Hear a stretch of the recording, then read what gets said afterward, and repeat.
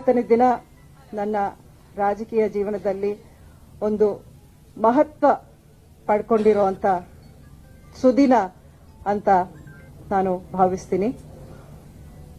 5 ವರ್ಷಗಳ ಹಿಂದೆ ಒಂದು ಐತಿಹಾಸಿಕ ಗೆಲುವು ನನ್ನ ಕ್ಷೇತ್ರವಾದ ಮಂಡ್ಯದಲ್ಲಿ ನನಗೆ ಸಿಕ್ಕಿತ್ತು.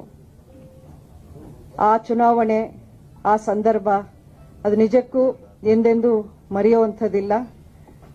ಸಾಕಷ್ಟು ಶಕ್ತಿಯನ್ನ ನನ್ನ ಬೆಂಬಲಿಗರು, ಮಂಡ್ಯ ಅಂಬರೀಷ್ ಅಭಿಮಾನಿಗಳ ಒಂದು ಬಳಗ ನನ್ನ ಜೊತೆಯಲ್ಲಿ ಬೆನ್ನೆಲುಬಾಗಿ ನಿಂತು ನನಗೆ ಆವತ್ತಿನ ದಿನ ಸಹಕಾರ ಕೊಟ್ಟರು. ಜೊತೆಗೆ ಭಾರತೀಯ ಜನತಾ ಪಕ್ಷವು ನನಗೆ ಬಾಹ್ಯ ಬೆಂಬಲವನ್ನು ಕೊಟ್ಟು ಸಾಕಷ್ಟು ಶಕ್ತಿಯನ್ನು ಆವತ್ತಿನ ದಿನ ನಾನು ತುಂಬಿದೆ.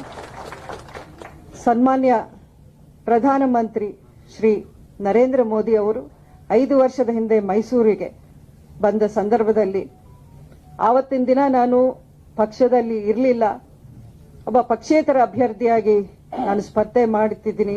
ಆದ್ರೂ ಅವರು ನನ್ನ ಪರವಾಗಿ ಮತಗಳನ್ನ ಕೇಳಿ ಸಹಕಾರವನ್ನ ಕೊಡಿ ಅಂತ ಜನರಲ್ಲಿ ಪ್ರಚಾರ ಮಾಡಿದ್ದನ್ನ ನಾನು ಎಂದೆಂದಿಗೂ ಮರೆಯುವಂಥದ್ದಿಲ್ಲ. ಅಂಬರೀಷ್ ಅವ್ರಿಗೂ ಆವತ್ತಿನ ದಿನ ಅವ್ರು ಸಲ್ಲಿಸಿರುವಂತ ಗೌರವ ಅವರ ಅಭಿಮಾನಿಗಳೆಲ್ಲರೂ ಇವತ್ತಿಗೂ ನೆನಪಿಟ್ಕೊಂಡಿದ್ದಾರೆ.